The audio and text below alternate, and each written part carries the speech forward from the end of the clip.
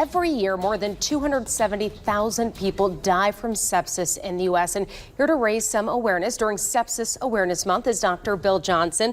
Dr. Johnson, you're not only a pulmonologist with Nebraska Pulmonary Specialties, but also really heavily involved with Bryan's sepsis program. Is that right? Correct, yes. I'm the director of the intensive care unit there, and sepsis has been an important problem that we've recognized for many years.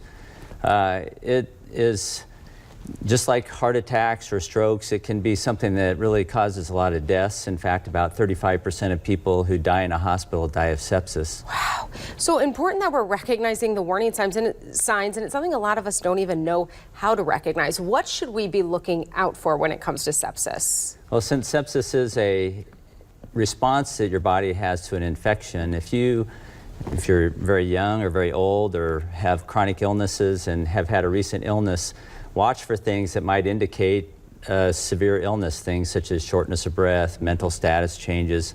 Fevers and chills are the obvious things that you might have, but those might be some of the early signs.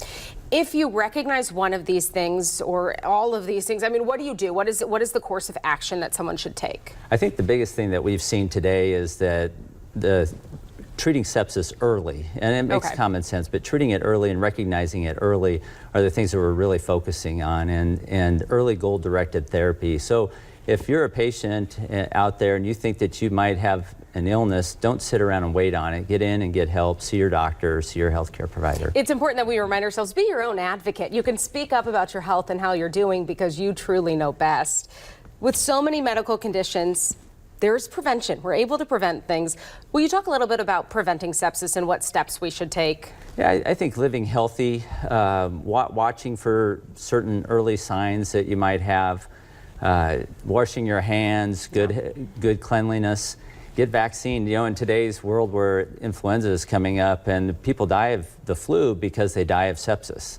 And so get the flu shot and get your vaccines. Those are important things. I mean, not only is it Sepsis Awareness Month, but really timely to be talking about this. But this is the time of year that people need to be going and getting those flu shots this month, next month, before flu season really ramps up. Exactly, very important. If people want more information on sepsis, where should they turn for that? You can talk to your healthcare provider. Okay. There are things online. You mentioned sepsis.org. Yeah. Society of Critical Care Medicine has a lot of things out there on sepsis. Alrighty, Dr. Johnson, we appreciate you coming in today. Truly. Glad to come. Thank you.